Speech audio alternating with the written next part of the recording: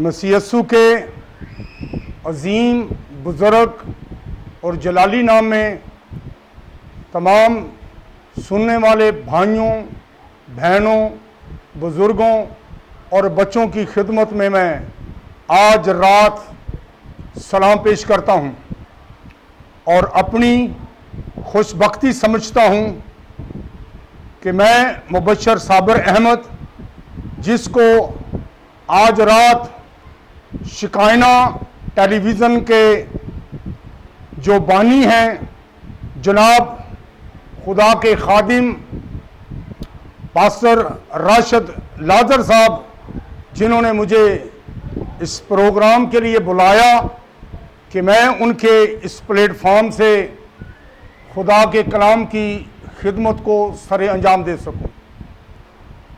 और मैसेज से पहले मेरी दिली दुआ है कि खुदा इस शिकायना टेलीविज़न को बरकत अता फरमाए ताकि ये खूब फले बढ़े और लोग इसके वसीला से बरकत और सलामती पाएं।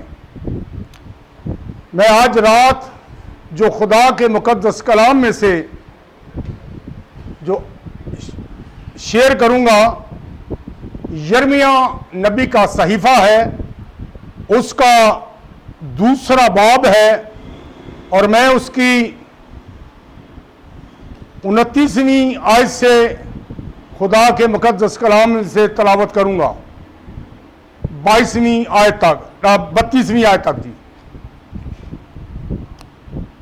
तुम मुझसे क्यों हुज्जत करोगे? तुम सब ने मुझसे बगावत की है।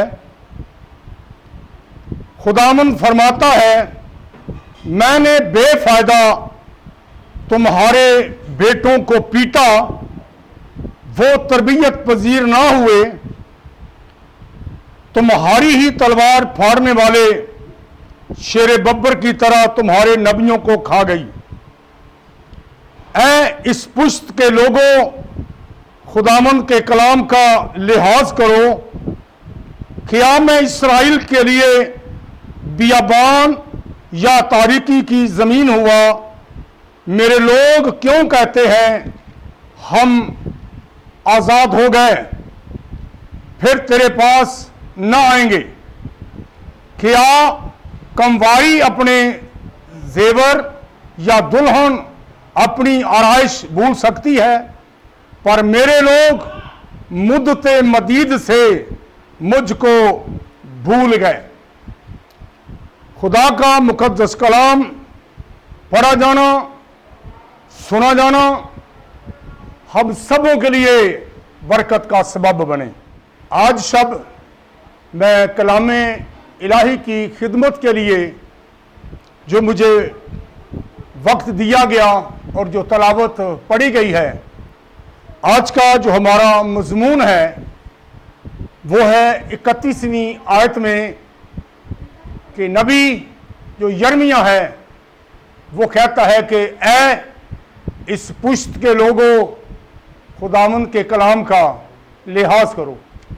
हमारा आज शब जो कलामे खुदा में से मज़मून है वो है लिहाज करना। लिहाज किसका करना है?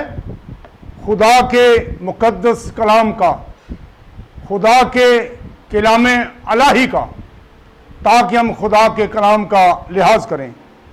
मैं थोड़ा सा यिर्मयाह के बारे में उसका जो पस मंज़र है वो थोड़ा बताता चलूं। यिर्मयाह अभी बच्चा ही था तो खुदा ने उसे कौमों, उम्मतों के लिए नबी मुकर्रर किया, मखसूस किया। बेशक यिर्मयाह ने खुदा से कहा, हाय मैं बच्चा हूं, मैं बोल नहीं सकता। खुदा ने उसे कहा, जहां तुझे भेजूंगा तू जाएगा, वरना मैं तुझे सरासीमा कर दूंगा। सरासीमा का जो मतलब है वो है हैरान हो जाना, परेशान हो जाना। यिर्मयाह नबी की जो बुलाहट है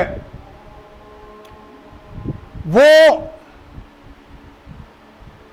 626 काफ मीम से लेकर 586 काफ मीम तक है। यानी यरूशलेम की बर्बादी तक उसने 40 बरस तक या 40 साल तक उसने नबूवत की है। और उसकी दौरे जिंदगी में, नबूवती दौर में 5 बादशाह गुजरे हैं। इस दूसरे बाब में से जो मेरे और आपके लिए तलावत पढ़ी गई है, जो हमारी मरकजी आयत है, जो आज खुदा के कलाम के अनवान मौजू है, वो है खुदा के कलाम का लिहाज करना। सुलेमान जो बादशाह था, उसके बेटे रुबाम बादशाह की दौरे हुकूमत में बनी इसराइल कौम का बंटवारा हुआ। 10 कबीले एक तरफ चले गए और 2 कबीले जो थे वो एक तरफ चले गए। जो 2 कबीले हैं वो शाह यहूदा के नाम से पुकारे जाते हैं, और जो 10 कबीले हैं वो शाह इस्राइल के नाम से पुकारे जाते हैं। बाइबल में ये बातें मौजूद हैं। जो 2 कबीले हैं वो जनूबी सल्तनत कहलाती है, और जो 10 कबीले हैं वो भी शमाली सल्तनत कहलाती है।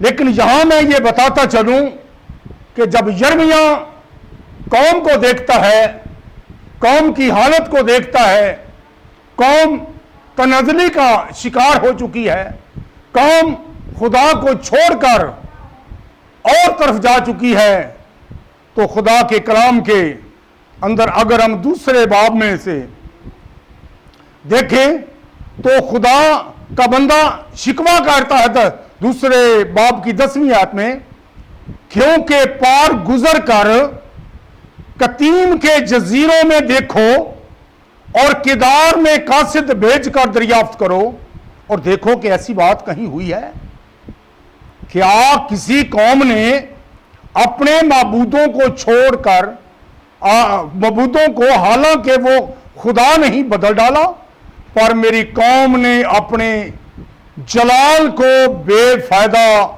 चीज से बदल डाला।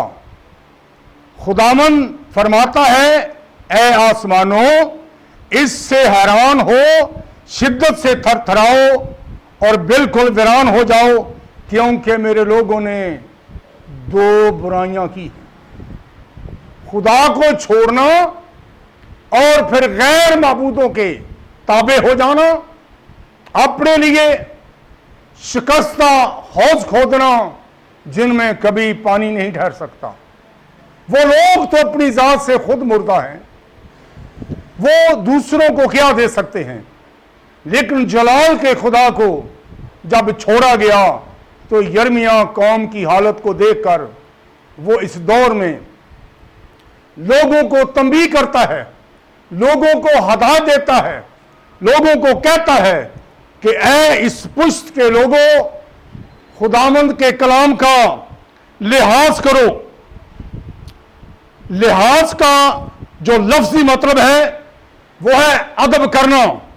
ये अरबी ज़बान का लफ्ज है, इसका मतलब है पास करना, इसका मतलब है शर्म करना, इसका मतलब है हया करना, इसका मतलब है मुरव्वत से पेश आना। तो यिर्मयाह खुदा के कलाम की बात करता है कि खुदा के कलाम का लिहाज करो, इसका अदब करो, इसकी ताज़ीम करो। अगर मेरे भाइयों, मेरी बहनों, मेरे सुनने वाले भाइयों बहनों से मेरी गुजारिश है कि खुदा के कलाम को किसी अच्छे से कपड़े में लपेट कर अपने दरवाजे के ऊपर रख देना, जहां से मेरा रात और दिन हर वक्त गुजर हो कि मैं इस कलाम से के नीचे से गुजरता हूं या गुजरती हूं, तो ये खुदा के कलाम का लिहाज नहीं है। इसको बड़े अच्छे कपड़े से साफ कर लेना इसका लिहाज नहीं, ठीक है, ये अदब है, मैं इससे मुनकर नहीं हूं। लेकिन खुदा के कलाम का जो लिहाज यर्मिया कह रहा है, वो कहता है कि इसका अदब करो, इसके आइन के मुताबिक जिंदगी बसर करो, क्योंकि जिन लोगों ने खुदा के कलाम का लिहाज किया है उन लोगों ने बरकत पाई है, और जिन लोगों ने इस खुदा के कलाम का लिहाज नहीं किया, जिन लोगों ने खुदा के कलाम का जो कानून है उन लोगों ने जो सिग्नल तोड़ा, उनकी बर्बादी भी हुई, वो भी हम आगे चलकर देखेंगे। तो यर्मिया इस दौर में जब गुजर रहा है, कौम खुदा को छोड़ चुकी है, कौम ने दो बुराइयां की हैं, तो यर्मिया ये बात उस दौर में आवाजें बुलंद करता है। यर्मिया कहता है भाई खुदा के कलाम का लिहाज करो, वो बात अपनी नहीं कर रहा। इस नबी को रोने वाला नबी भी कहते हैं। इस नबी को अपने से ज्यादा अपनी कौम जो है वो ज्यादा अजीज है कि मेरी कौम कर क्या रही है। वो कौम की हालत को देखकर इस बात का ऐलान करता है। फिर खुदा आगे शिकवा करता है कि मेरे लोग क्यों कहते हैं कि हम आजाद हो गए, तेरे पास फिर ना आएंगे। फिर वो एक कंवारी की मिसाल देता है कि क्या कंवारी अपने जेवर या दुल्हन अपनी आराइश भूल सकती है। जो उसकी आराइश का सामान है, जो एक डब्बे में जो बंद है, उसको कभी नहीं भूलती। वो कहता है कि पर मेरे लोग मुद्दते मदीद से, जमाना दराज से मुझे भूल गए। खुदा को इस बात का बड़ा दुख है। वो शिकवा करता है कि क्या मैं इनके लिए तारीकी की जमीन हुआ। खुदा तो रात को आग का सतून बनकर इनके आगे आगे चलता, खुदा दिन को बादल बनकर इन पर साया करता। खुदा ने बड़ी बड़ी मेहरबानियां की, कपड़े नहीं फटे, जूतियां नहीं टूटी। यरसा 40 साल का था। खुदा अपने लोगों को मन बरसा कर खाना खिलाता है, लेकिन लोग जब तनजली का शिकार हुए तो यर्मिया इस दौर में कहता है कि ऐ इस पुष्ट के लोगों, खुदा के कलाम का लिहाज करो। क्योंकि यर्मिया जरा चौथे बाब की 19वीं आयत भी देखें तो यर्मिया एक और बात करता है, जो उसको भी जरा हम पढ़ेंगे। यर्मिया 4 बाब उसकी 19वीं आयत जी। हाय मेरा दिल, मेरे पर्दाए दिल में दर्द है। यर्मिया अपने दिल की हालत कौम को देखकर बयान करता है, हाय मेरा दिल। उसने ये कौम की जो तनजली है, कौम की जो हालत है, उसको दिल से लिया है। वो बात दिल से करता है कि हाय मेरा दिल, मेरे पर्दाए दिल में दर्द है, मेरा दिल बेताब है, मैं चुप नहीं रह सकता। क्योंकि ऐ मेरी जान, तूने नरसिंगे की आवाज और लड़ाई की ललकार सुन ली है। शिकस्त पर शिकस्त आती है, यकीनन तमाम मुल्क बर्बाद हो गया। क्योंकि ये उसकी पेशनगोई है, जो उसने नरसिंगे की आवाज सुनी है। क्योंकि नरसिंगे की आवाज लड़ाई की, जंग की अलामत है। नरसिंगा जंगों में इस्तेमाल किया जाता था। यह इसकी पेशनगोई है, जो इसने खुदा से हदायत पाई, खुदा ने इस पर अपने आप को जाहिर किया, तो वो कहता है कि मैं इस मुसीबत को, इस दुख को, इस परेशानी को जो मेरी कौम पर आने वाली है, मैं चुप नहीं रह सकता, कि क्योंकि वो अपनी कौम से प्यार करता है, लेकिन कौम कहती कुछ और है, करती कुछ और है।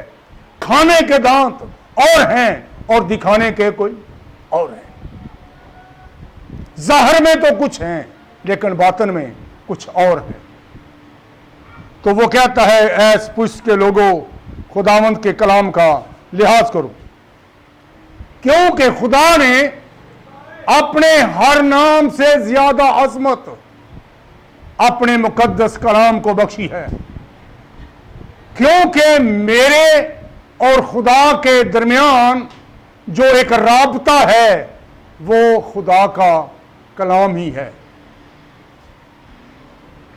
क्योंकि खुदा का कलाम अगर मेरे पास ना होता तो मैं खुदा की मर्जी को कैसे जान सकता, या और कोई ईमानदार खुदा के कलाम के बगैर खुदा की मर्जी को कैसे जान सकता है कि खुदा हमसे क्या चाहता या क्या डिमांड करता है। खुदा की मर्जी क्या है। खुदा ने अपनी कामिल मर्जी अपने कलाम के जरिया से अपने लोगों पर नाज़िल की है। उसने नबियों से, रसूलों से अपने कलाम को लिखवाया है कि मेरा कलाम दुनिया के कोने कोने तक पहुंचे, मेरे कलाम को लोग सुने, मेरे कलाम के लोग मुस्तफीद हो सकें, बरकत और सलामती पा सकें। मेरे अजीज, खुदावंद यीशु मसीह ने अपने ज़माने में एक बात कही, मैं वो आप तक शेयर करना चाहता हूं। खुदा के मुकद्दस कलाम में लूका तबीब की अंजील उसके 11वें बाब में यीशु मसीह ने एक गूंगी बदरू को निकाला। जब वो बदरू निकल गई तो उस भीड़ में से एक औरत ने यीशु मसीह की बड़ी तारीफ की। उसने उसकी तारीफ में क्या कहा, मैं जनाब लूका की इंजील 11वें बाब की 27वीं और 28वीं आयत पढ़ने लगा हूं, जरा गौर से सुने। जब वो ये बातें कह रहा था तो ऐसा हुआ कि भीड़ में से एक औरत ने पुकार कर उससे कहा, मुबारक है वो पेट जिसमें तू रहा और वो छातियां जो तूने चूसी। उसने कहा, हां, मगर ज्यादा मुबारक वो हैं जो खुदा का कलाम सुनते और उस पर अमल करते।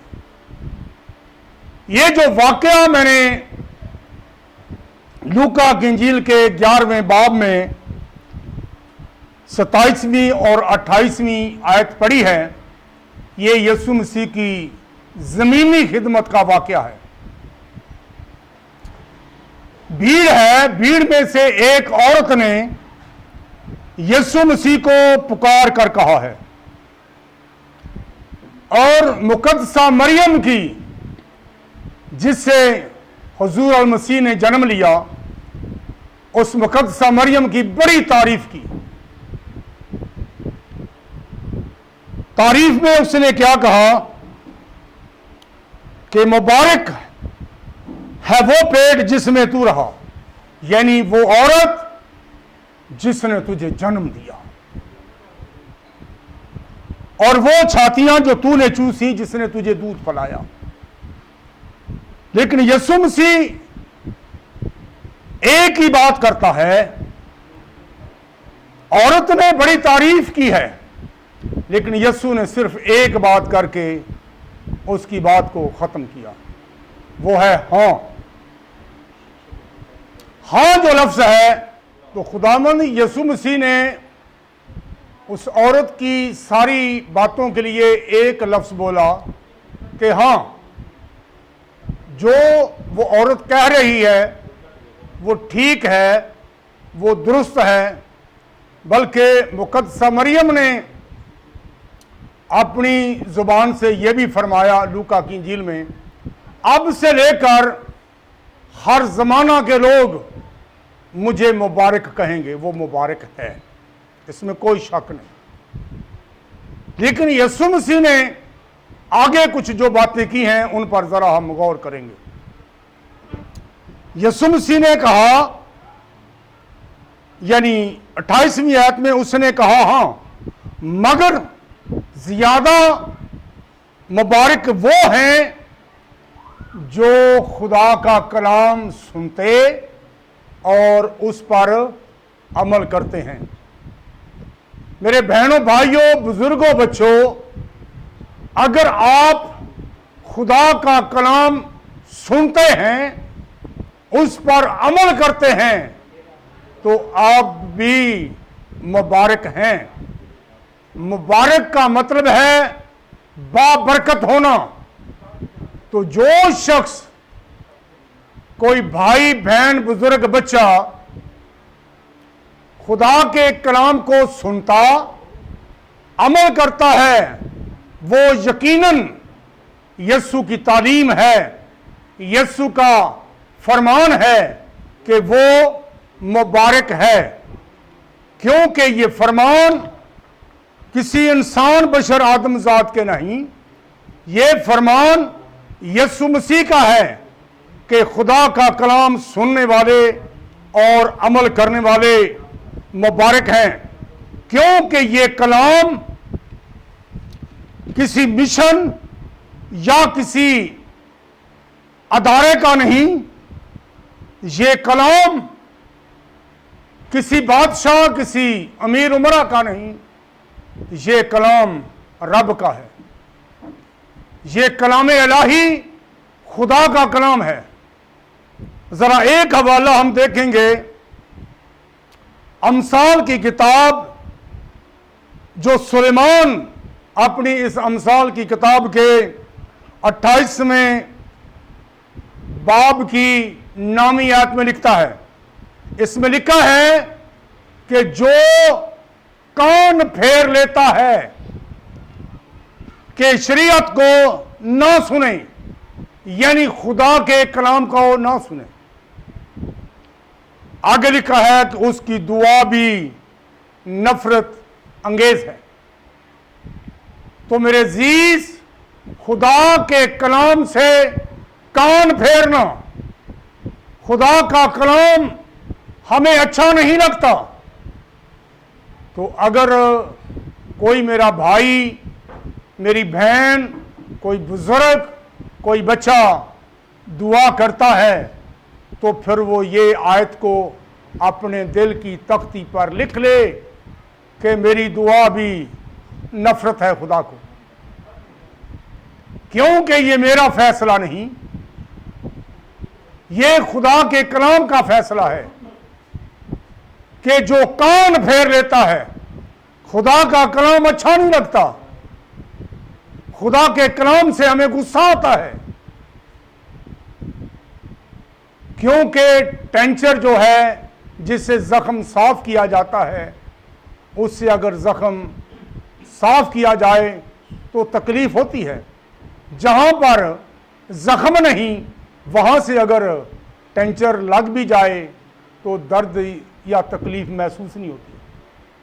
लेकिन जहां पर गुनाह है, जिंदगी में गुनाह है, तो खुदा का कलाम गुनाह के खिलाफ है, इसलिए अच्छा नहीं लगता। तो फिर खुदा अपनी मर्जी को जाहिर करता है सुलेमान की मार्फत कि लिख, जो कान फेर लेता है कि शरीयत को, खुदा के कलाम को ना सुने, फिर उसकी दुआ भी नफरत अंगेज होती है। तो फिर लोग शिकवे शिकायत करते हैं, पास्टर साहबान से कहते हैं, दूसरों से कहते हैं कि अरसा दराज हो गई कि मेरी दुआ सुनी नहीं जाती। इसलिए नहीं सुनी जाती कि खुदा के कलाम को अहमियत नहीं दी, खुदा के कलाम का, उसकी शरीयत का लिहाज नहीं रखा गया। जब हम खुदा के कलाम का लिहाज करेंगे तो यकीनन हम बरकत से खाली नहीं रहेंगे। ये दुनिया की चीजें साया की तरह हैं। यीशु मसीह आफताबे सदाकत है। कभी आपने सूरज को देखा होगा, सूरज की तरफ मुंह करके देखें तो जो साया है वो आपके पीछे होगा। जब हम आफताबे सदाकत खुदावंद यीशु मसीह की तरफ देखेंगे तो ये दुनिया की चीजें जो साया की तरह हैं, ये आपके पीछे होंगी। ये मेरा जाती तजर्बा भी है। तो खुदा के कलाम का लिहाज करना, कोई बड़ा है छोटा है, अमीर है गरीब है, वो किराएदार है वो मालिक मकान है, उस पर फर्ज है कि वो खुदा के कलाम को अव्वल दर्जा दे। जिन लोगों ने खुदा के कलाम को दर्जा नहीं दिया, अपने लिए लालच किया, झूठ बोला, उनकी जिंदगियां सफा हस्ती से मिट गई। पहला सलातीन उसके 5वें बाब में हम देखते हैं कि एक ऐसे शख्स का जिक्र है जिसने खुदा के कलाम का लिहाज नहीं किया। सॉरी, मैं गलती का इकरार करता हूं कि पहला सलातीन नहीं, दूसरा सलातीन है। उसमें एक जिक्र है, एक शख्स है जो शाह आराम की तरफ से भेजा गया, नामान कोड़ी। वो अलीशा के पास गया, उसके कहने पर दरियाई यरदन में 7 गोते मार। पहले तो वो नाराज हुआ, फिर उसके एक खादिम ने उसे समझाया तो वो इस बात पर राजी हुआ कि मैं क्यों ना इस नबी की बात मानूं। उसके गोते मारने से उसका जिस्म बिल्कुल बच्चे की मानंद साफ हो गया। अलीशा का जो खादिम जिहाजी है, उसका दिल जो है वो ललचाया। जो वो हदिया दे लेकर आया था वो तो अलीशा को देना चाहता था, लेकिन अलीशा ने वो हदिया नहीं लिया। लेकिन नामान कोड़ी के पीछे जाकर जिहाजी ने कपड़े, सोना और चांदी लिया, अपने डेरे में रखा, फिर आकर अपने आका के सामने खड़ा हो गया। अलीशा ने पूछा, जिहाजी तू कहां से आ रहा है? उसने कहा, नहीं नहीं, मैं तो कहीं नहीं गया था, मैं तो इधर ही था। उसने कहा, जब तू नमान कोड़ी के पीछे गया तो क्या मेरी रूह तेरे साथ ना थी? मैंने तुझे देख ना लिया कि तू कहां से आ रहा है? वो जान गया कि इसने क्या किया है। उसने झूठ बोला, लालच किया, खुदा के कलाम को का वो मुनहरफ हुआ, क्योंकि लालच लिखा है कि बुत परस्ती के बराबर है। और लालच के बाद उसने झूठ भी बोला। उस अलीशा ने कहा, नमान कोड़ी का कोड़ तो जाता रहा, लेकिन उसका कोड़ तुझे और तेरी नस्ल को सदा लग रहेगा। उसी वक्त उसका जिस्म बर्फ की मानंद सफेद हो गया और उसके हुजूर से वो खारिज हो गया, चला गया। आमाल की किताब के 5वें बाब में हम 2 जिंदगियों का जिक्र देखते हैं, हननिया और सफीरा। वो रसूली दौर था, लोग अपनी अपनी जायदाद बेचते और लाकर रसूलों को दे देते, रसूल ज़रूरत के मुताबिक लोगों को बांटते। जिसकी जो भी जरूरत होती। हननिया और सफीरा ने देखा देखी में कि दूसरे ये कर रहे हैं तो हम भी कुछ करें, हमारा भी नाम लिया जाए। उन्होंने भी अपनी जायदाद बेची और शौहर और बीवी ने मशवरा करके उस जायदाद की रकम में से कुछ रकम अपने घर में रख ली। बेची तो इस नीयत से गई थी कि रसूल पतरस को ये पैसे जमा कराएंगे, लेकिन पैसे कुछ उन्होंने रख लिए। हननिया ने पैसे लाकर रसूल पतरस को दिए। रसूल पतरस रूह से, खुदा के रूह से मामूर खादिम, उसने पूछा, हननिया तुमने इतने की जमीन बेची थी? उसने कहा, हां इतने की बेची थी। उसने कहा, क्यों? तूने खुदा के रूह को आजमाने के लिए क्या किया? उसी दम गिरा और उसकी जिंदगी का दम जो था वो खत्म हो गया, सफा हस्ती से मिट गया। लालच और दूसरा क्या? रसूल के सामने उसने झूठ बोला। इस माजरे से उसकी बीवी जो थी वो बेखबर थी। रसूल ने उससे भी पूछा, उसने कहा, हाँ इतने की बेची थी। उसने कहा, खुदा के रूह को आजमाने के लिए तुमने क्यों ऐसा किया? अभी तेरे शौहर के दफनाने वाले दरवाज़ा पर ही हैं। वो भी गिरी और उसका दम निकल गया। 3 घंटे के अंदर अंदर दोनों जिंदगियों का सफा हस्ती से नाम मिट गया।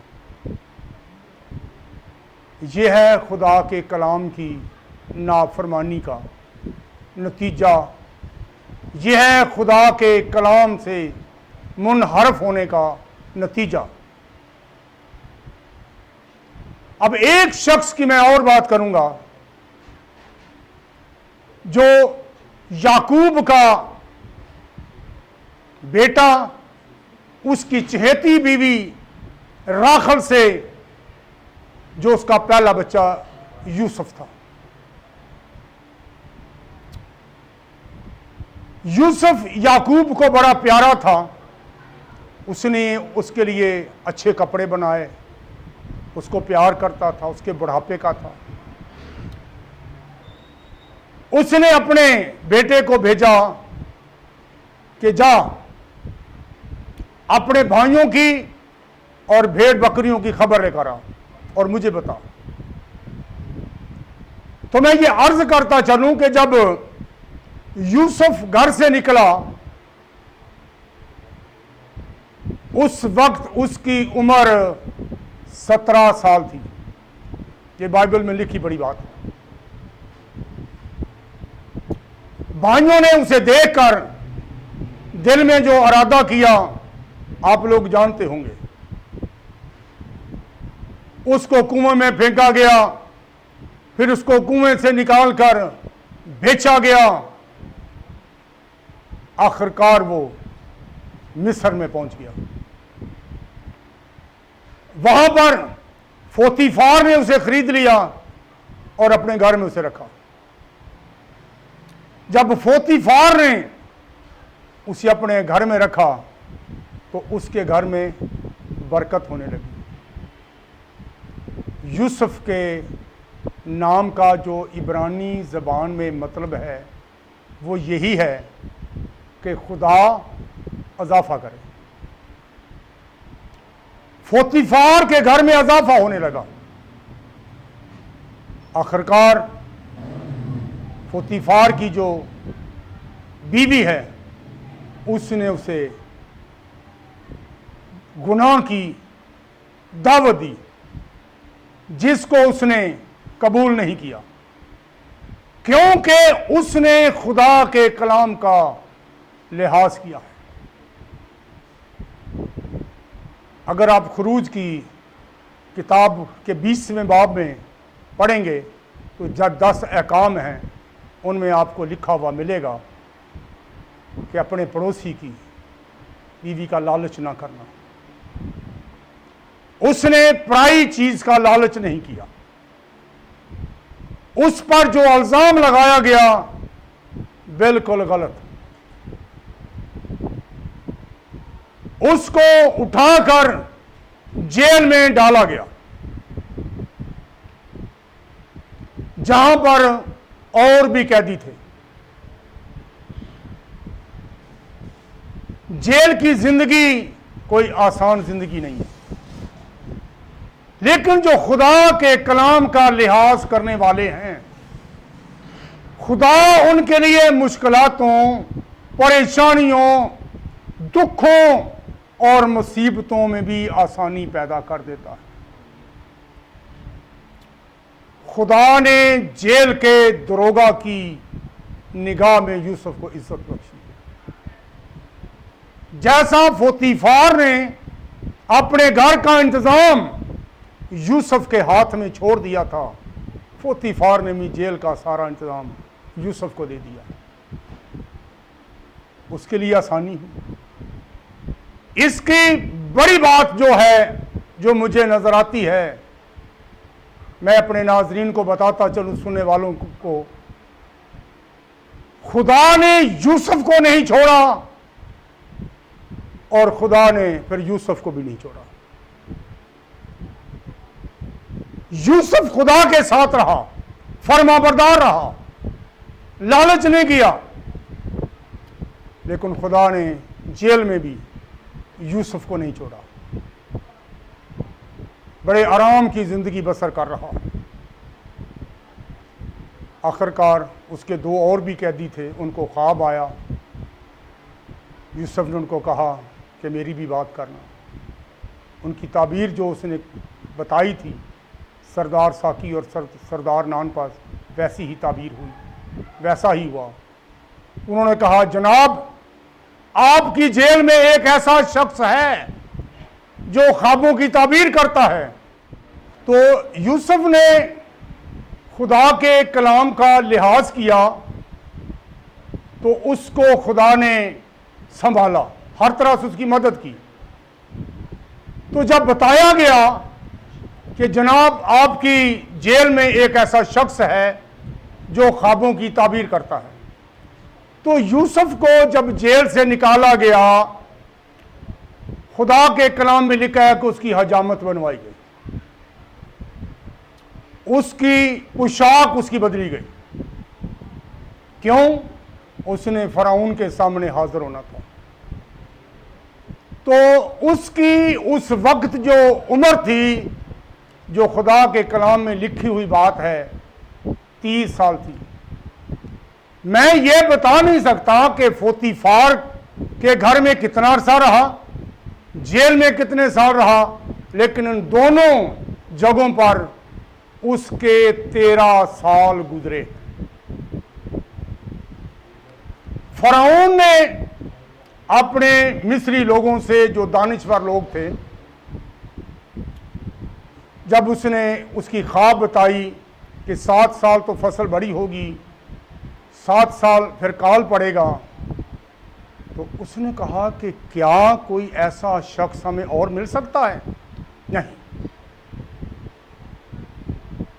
तो फराउन ने अपनी अंगूठी उसे पहनाई, दूसरा रथ उसके लिए तैयार करवाया, पूरे मुल्क मिस्र का उसे सरवा करवाया। कहा, लोगों घुटने टेको, कोई काम यूसुफ की मर्जी के बगैर नहीं होगा।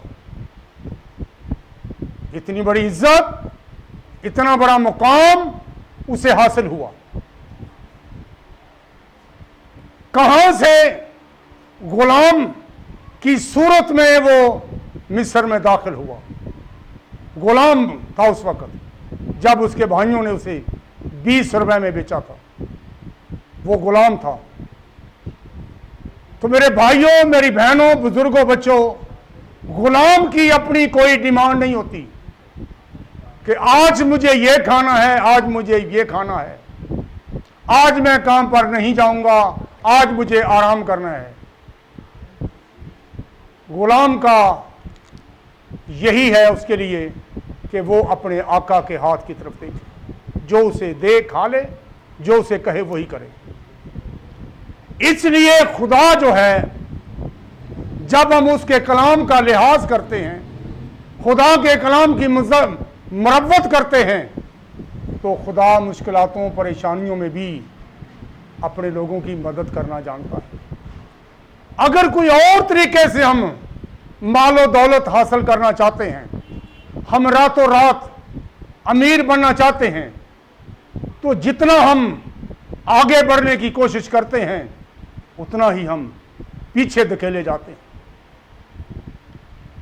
तो मैं अर्ज करूं कि खुदा का जो कलाम है, ये मेरी और आपकी बेहतरी, मेरी और आपकी भलाई के लिए है। खुदा का कलाम खालिस चांदी की मानद है, उस चांदी की मानद है जिसे 7 बार भट्टी में ताई गई हो। ज़बूर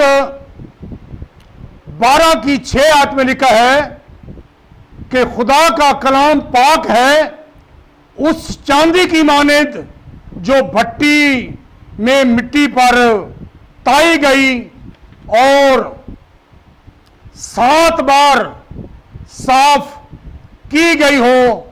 इस कलाम में किसी किस्म की कोई आमेजिश, कोई मिलावट है ही नहीं। और फिर ज़बूर 119 की 14 में लिखा है, तेरा कलाम बिल्कुल खालिस है, इसलिए तेरे बंदा को उससे मोहब्बत है। और फिर खुदा का कलाम जलती हुई आग की मानद भी है। और खुदा अपने कलाम को नाजिल फरमा कर अपने लोगों को शिफा भी देता है। तो मेरे अजीज, यिर्मयाह जब बनी इस्राएल कौम की हालत को देखता है तो वो बड़े दुख के साथ, बड़े गम के साथ कौम की तनज़नी को देखते हुए कहता है, ऐस पुश के लोगों, इस खुदा के कलाम का लिहाज करो। बेशक उस वक्त वो कलाम तो बनी इस्राएल कौम के लिए था, लेकिन आज यहां पर, आज शब इस रात यहां पर बनी इस्राएल नहीं है। मैं और मेरे साथ जो बैठे हुए भाई हैं और सुनने वाले नाजरीन से गुजारिश करता हूं, अर्ज करता हूं, इल्तमास करता हूं कि इस कलाम का लिहाज करें, क्योंकि खुदा ने अपनी कामिल मर्जी को हम पर जाहिर कर दिया है। क्योंकि खुदा का कलाम हमारे सुनने के लिए खुदा के खुदाम हैं, खुदा के लोग हैं। हो सकता है कल मेरा ना हो। खुदा के कलाम को इज्जत दें, खुदा के कलाम का लिहाज करें, क्योंकि खुदा के कलाम का मेरे भाइयों, बहनों, बुजुर्गों, बच्चों काल पड़ने वाला है। मैं आखिरी हवाला एक देकर इस खुदा के कलाम को बंद करूंगा। ये आमोस नबी का सहीफा है और उसका 8वां बाब है। खुदा के कलाम में लिखा है 11वीं आयत में, खुदामंद खुदा फरमाता है, देखो वो दिन आते हैं कि मैं इस मुल्क में कहत, कहत का मतलब है काल।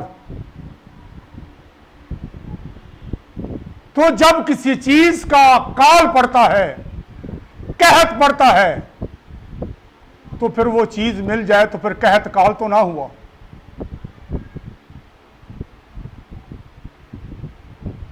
तो 11वीं आयत में मैं दोबारा से पढ़ देता हूं कि खुदावंद खुदा फरमाता है, देखो वो दिन आते हैं कि मैं इस मुल्क में कहत डालूंगा, ना पानी की प्यास और ना रोटी का कहत, बल्कि खुदावंद का कलाम सुनने का।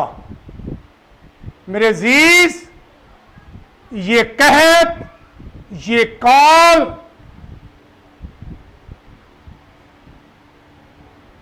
इसका काल पड़ने वाला है। खुदा के कलाम के सुनने का काल पड़ने वाला है। कोई आपको सुनाने वाला नहीं मिलेगा। जिस तरह मुल्क मिस्र में यूसुफ ने गल्ला जमा किया था, लोग भूखों मरते उसके पास आते, उससे गल्ला खरीद कर लेकर जाते। ये कलाम का जखीरा, कलाम का खजाना जो आज अपनी जिंदगी में जमा करेंगे, स्टोर करेंगे, तो ये कलाम ही आपके काम आएगा। कहत में कुछ नहीं मिलने का। तो ये खुदा के कलाम की बात है कि खुदा के कलाम का कहत पढ़ने वाला है। इस 11वीं आयत में साफ क्लियर कट लिखा हुआ है, ना रोटी का ना पानी का कहत नहीं होगा, खुदा के कलाम के सुनने का कहत होगा। आज मेरे अजीज, इसका जखीरा कर लें, इसको स्टोर कर लें, यही आपके काम आएगा।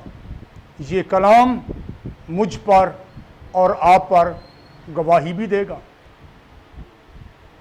क्योंकि जिन लोगों ने इस कलाम का लिहाज किया है, उन लोगों ने बरकत पाई है। खुदा का कलाम ये मोतबर कलाम है। ये कलाम किसी बादशाह अमीर उमरा का नहीं, ये बादशाहों के बादशाह और खुदाबंदों के खुदाबंद का कलाम है। खुदा मुझे और आपको इस कलाम के समझने, सीखने और इस पर अमल पैरा होने की तौफीक अता फरमाए, ताकि हम खुदा के कलाम का लिहाज करने वालों में शामिल हो जाएं। खुदा के कलाम का लिहाज करें। जिसने, मेरे अजीज, मेरे भाई, मेरी बहन, बुजुर्ग, बच्चे ने खुदा के कलाम का लिहाज किया है, उसने खुदा का लिहाज किया है, क्योंकि ये कलाम खुदा का है। यिर्मयाह में ने भी यही आवाज बुलंद की है, ऐ इस पुश्त के लोगों, यानी पीढ़ी, जो उस वक़्त के, पीढ़ी का मतलब नस्ल के हैं या उस पुश्त के हैं, कि उस पुश्त के लोगों खुदावंद के कलाम का लिहाज करो। उसने ये नहीं कहा कि मेरे कलाम का, क्योंकि कलाम उसका है नहीं, कलाम तो खुदा का है। लेकिन यिर्मयाह खुदा के कलाम का एक खिदमत गुजार नबी है, जो खुदा के कलाम की आवाज़ को बुलंद करता है, क्योंकि अवाम कहती कुछ और है, करती कुछ और है। ज़ाहिर में क्या है, बातन में क्या है। आखिरी शेर के साथ इस मैसेज को मैं बंद करूंगा।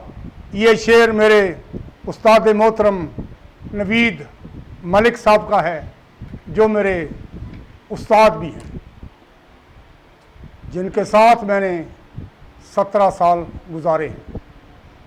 उन्होंने सराइकी ज़बान में एक शेर लिखा, जिथ ज़हर ते बातन डू होवन, जिथ ज़हर ते बातन डू होवन, छड़े चिट्टे चिट्टे मुंह होवन।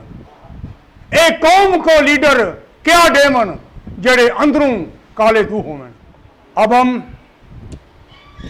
एक जो ऐसा मूजी मर्ज कोरोना वायरस है जो पूरी दुनिया में फैला हुआ है, मैं उन तमाम लोगों के लिए, उम्मतों, कौमों के लिए दुआ करूंगा। आए मेरे साथ जितने भी बैठे हुए मेरे भाई हैं, सब लोग अपने सरों को झुकाएं, हम दुआ करें, क्योंकि मसीही जब कोई दुआ करता है तो वो अपनी आंखें इसलिए बंद करता है कि दुनिया की चीज़ों से नज़रें हटाकर अपने खुदावंद की तरफ लगाए, और सर इसलिए झुकाते हैं कि खुदा हमारा बादशाह है, हम उसके लोग, उसकी चरागाह की बेड़े हैं। परवरदिगार रब्बे जुल जलाल, कादरे मुतलक खुदा, वफादार खुदा, तू जो बेवफाओं के साथ भी वफादार रहता है, कभी भी अपनी कुदरत से इनकार नहीं करता।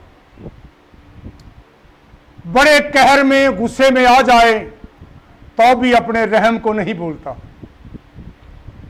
खुदा तू अजीम खुदा है, तू रहम करता है।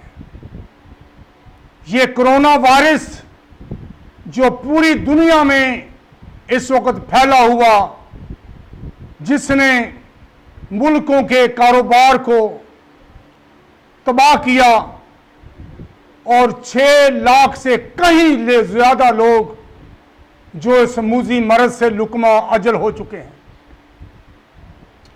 खुदा हम उनसे अच्छे तो ना थे जो जहान फ़ानी से इस मूजी मर्ज में शिकार हुए और खुदा उन लुकमा अजल हुए। खुदा उन तमाम लोगों के जो ख़ानदान हैं, जिनके अजीज़ इस कोरोना की नज़र हुए हैं, खुदावंद मेरी मिन्नत, मेरी पुकार, मेरी फरियाद है उनके अजीज़ों अकरबा के लिए कि उनको बड़ी तसल्ली, तशफ़ी और सब्र जमील अता फरमा, ताकि तेरे बंदे अयूब की तरह ये कहें कि तूने दिया था, तूने ले लिया है, तेरा नाम मुबारक हो। अपने लोगों को बड़ी तसल्ली दे जिनके प्यारे इस कोरोना की नज़र हो चुके हैं। इस वक्त पूरी दुनिया में हर कौम, हर कबीला में से हर जी हयात खुदावंद खुदा जो इस कोरोना की से खुदावंद मुतासर हुए हैं, जो इस मर्ज में मुब्तला हैं, किसी भी कौम या किसी भी कबीले से, किसी भी मुल्क से उनका वास्ता या तलक है, मैं उन सब के लिए आज शब तेरे हजूर में तेरा खादम होते हुए तो इसे हाथ बांध कर, सुंदर पाक चरणों में सर झुकाकर, बड़ी आजिज़ी के साथ, फरोतनी के साथ तेरे हुजूर में उन तमाम लोगों के लिए जो इस मर्ज में मुब्तला हैं, खा वो अपने घरों में हैं, खा वो करंटीना सेंटर जो आरजी बनाए गए, या पूरी दुनिया के किसी भी अस्पताल में हैं, मैं उनके लिए तेरे हुजूर में मिन्नत करता हूं कि खुदा तू एक एक मरीज पर, दुनिया जहां के लोगों पर, सारी कौमों, उम्मतों पर खुदा तू अपना रहम नाज़िल कर।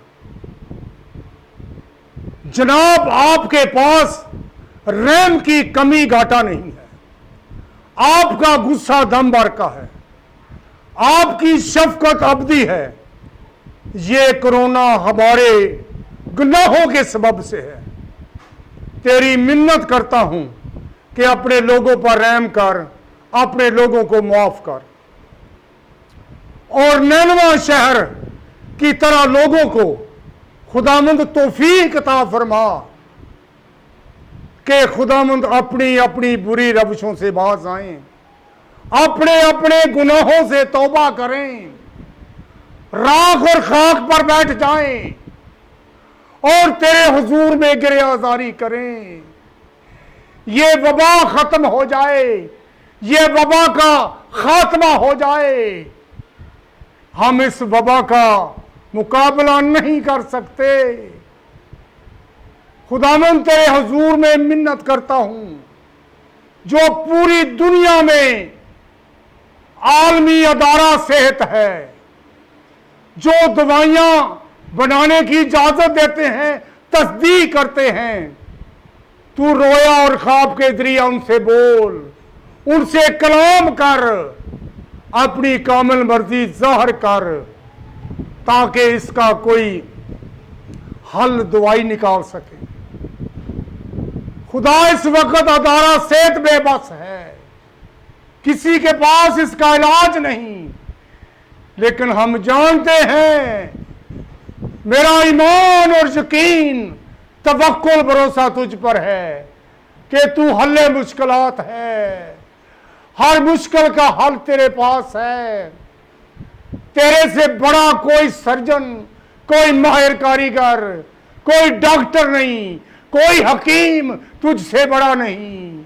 अपना रहम नाज़िल कर दे ऐ मालिक, अपना रहम कर दे, अपनी कुदरत को जारी कर दे। पूरी दुनिया के अंदर जितने भी डॉक्टर हैं, नर्सें हैं, पैरामेडिकल स्टाफ है, खुदा तू उनकी हिफाजत कर, उनकी निगहबानी कर, उनके खिदमत के जज्बे को बुलंद कर, उन्हें बरकत दे कि मरीजों की बेहतर तौर पर खिदमत कर सकें। पूरी दुनिया के जो अस्पताल हैं, उनकी जो इंतजामिया है, उनको बरकत दे। मेरे खुदा तू रहम कर, रहम कर मेरे खुदा, रहम कर।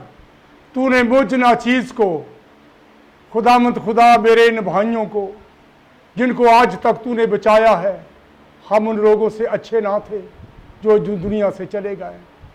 मेरी मिन्नत है कि सारी दुनिया पर रहम कर, मेरे मुल्क पाकिस्तान पर रहम कर, मेरे शहर कराची पर रहम कर। हर एक खुदामंद खुदा जान को, जी हयात को तौबा की तरफ राग़िब कर कि सब लोग अपने अपने गुनाहों से तौबा करें।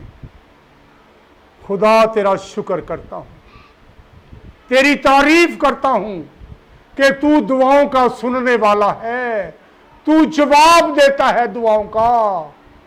तू रहम कर मेरे खुदा, अपनी कुदरत से हमें बचा ले, अपनी कुदरत से हमें बचा ले, बचा ले मेरे मालिक।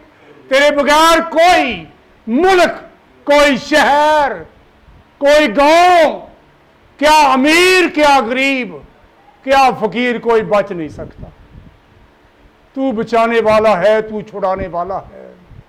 तू ही तो है जो तमाम पापों, रोगों, दुखों और मुसीबतों से बचाता है। रहम कर दे मालिक, तेरे पास रहम की कमी या घाटा नहीं है। ये दुआ मसीहा मसलूब का नाम लेकर मांगता हूं, आमीन।